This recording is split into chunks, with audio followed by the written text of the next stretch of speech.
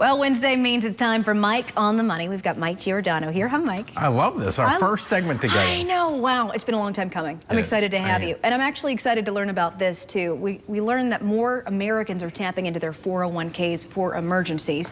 The financial services firm Vanguard says about 6% of workers took a hardship withdrawal from their 401k last year. That's up from about 2% during the pandemic, right before the pandemic, right? We've got Mike here, our financial expert from Williams Wealth Management. What's driving this? Why are so many people pulling this out now? Yeah, common themes. I mean, you basically have expenses that just keep ratcheting up. You know, inflation's picked up significantly post-pandemic. Housing costs have gone up. Insurance costs have gone up. So just the cost of living is substantially risen in recent years. And then you have interest rates that are much higher than they were even before the pandemic. So you put those two things together, it just makes the cost of living that much more difficult. And then all of a sudden you get hit with some sort of a major expense. It could be a medical expense, any other kind of major expense that you weren't expecting. And the next thing you know, you're like, okay, how am I going to pay my mortgage? How am I going to pay my other bills? And you can see by the numbers that we're up threefold from before the pandemic. It's worrisome. One thing I learned today, apparently the two leading causes for withdrawing at this point is foreclosure, keeping that from happening, eviction, and also medical costs. Can you walk us through how this actually works, how these withdrawals work? Yeah, so oftentimes people say, oh, I need $10,000 to take care of this medical cost or pay or pay some other bill. And they think they're going to get $10,000 if they take $10,000 out of their portfolio, out of their 401k. Unfortunately, they forget that you got to pay taxes on that money. You may have to pay a penalty on that money if you're getting it at a younger age. And so you say you're taking $10,000 out of the account, but you're only getting maybe $7,000, $8,000 out of the account.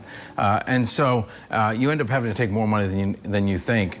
That's one of the costs that you can actually calculate. The other cost, though, is that when you take that money out, that's money that's not going to be growing for you. So if you're especially a younger worker, all that compounding that could potentially happen, you're going to miss out on. And that $10,000 example could be hundreds of thousands of dollars in the future. So you definitely don't want to use it for something that's not an emergency in that particular case. What's something that you would use it for? What's something that you think is the right situation to tap into it? Yeah, one thing with personal finance is that saying never and always are never a good thing to say.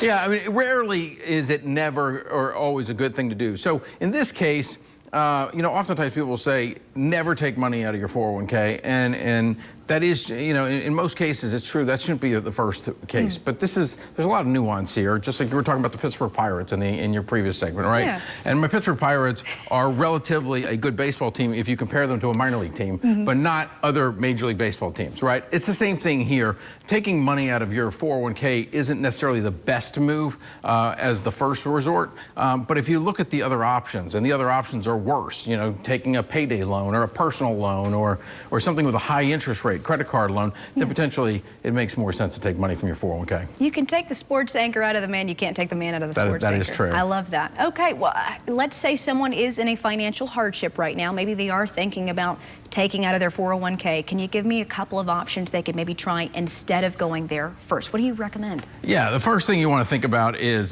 talk to your plans administrator of your 401k. Maybe there's a way to do a loan option versus actually taking money out of it as a disbursement. The other thing, though, and I think these are even more important, is if it's a medical expense, call up the insurance company or call up the medical provider. Figure out if you can negotiate a way to make better payments on that. Either delay the payments, get some of it forgiven. So try to negotiate some of those major expenses. Those are a couple things. The other thing that's big, and this happens across the board, I see this with very high earning people, is that they don't know which account to take it from, so they might automatically just pull from an account that they're going to be heavily taxed on, when they may have money sitting in a brokerage account or some other account where they might not have to pay much taxes at all. They start grabbing it from an IRA or something else. And so these mistakes seem like they're trivial, but they can be costly, especially down the line. That makes sense. And you want to set yourself up for success in the short term and the long term. So absolutely. Absolutely. Mike, thank you so much for coming on. So fun. We should do this again. We should do it again. That sounds great. Well, Chris, things are looking good on our side. How are things looking on the weather side?